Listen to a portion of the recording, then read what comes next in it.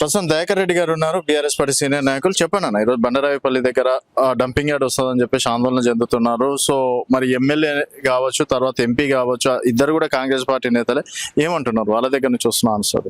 Ibrahimpatnam constituency అబ్దుల్పూర్మేట మండలానికి సంబంధించిన బండరాల గ్రామంలో 268 సర్వే నెంబర్లో 494 ఎకరాలు ఇప్పుడున్న ప్రభుత్వం అక్కడ కేటాయించడం జరిగింది డంపింగ్ యార్డ్ కి. గతంలో మేము ఆల్రెడీ ఈ మైనింగ్ జోన్ వల్ల ఎంతో మంది సతమతమైనాం. అక్కడ ఉన్న మా అమ్మలు, మా తండ్రులు, వీళ్ళందరూ ఈ ప్రాబ్లమ్స్ ని చాలా మంది మేము ఎదుర్కొన్నాము. ఈ మొన్నటి వరకు పొల్యూషన్ తోని మేము ఆగమైనాం. హైదరాబాద్ కు ఔటర్ రింగ్ రోడ్ కు అత్యంత దూరంలో ఉన్న నియర్ బై ఉన్న ప్రాంతం మాది. ఈ మధ్యనే అభివృద్ధి చెందుతున్న తరుణంలో ఈ డంపింగ్ యార్డ్ అనేది ఒకటి మా నెత్తిన మోపడం జరుగుతుంది. ఈ ప్రభుత్వం చేసే కుట్రలు కుతంత్రాలకు మేము భారీ ఎత్తున మా విలేజ్ చుట్టుముట్టు ప్రాంతాలే గాని ఒక 10-15 గ్రామస్తులం అందరం కలిపి ఏకతాటి మీదకి వచ్చి ఈ డంపింగ్ యార్డ్ ని తరిమి కొట్టడానికి ప్రయత్నం చేస్తున్నాము.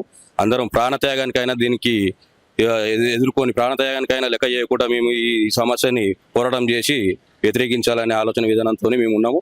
ఈ కార్యక్రమానికి పార్టీలకు అతీతంగా ప్రతి ఒక్కరూ ఏకతాటి మీదకి వచ్చి పోరాటం చేయాలని నిర్ణయించుకున్నాము. ఈ స్థానిక ఎమ్మెల్యే గారు మాకు దయచేసి ఆయనకు స్థానిక ఎమ్మెల్యే గారికి దయచేసి మేము విన్నవించుకుంటున్నది ఒకటే, మీకు తెలియకుండా ఈ ప్రాంతంలో ఏమి జరగదు. ఒక కుటుంబంలో ఒక పెద్ద మనిషికి తెలియకుండా కుటుంబంలో ఏదైనా జరుగుతుందంటే ఎవరు నమ్మరు.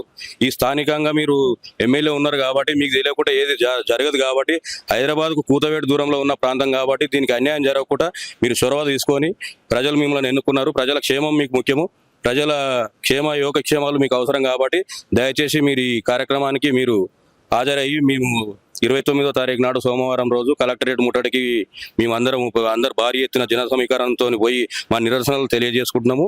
దయచేసి దీన్ని తరిమి కొట్టాలి, దీనికి ప్రభుత్వం సహకరించాలి. మాకు బీఆర్ఎస్ పార్టీ నాయకులు అందరూ అండదండలు ఉన్నాయి.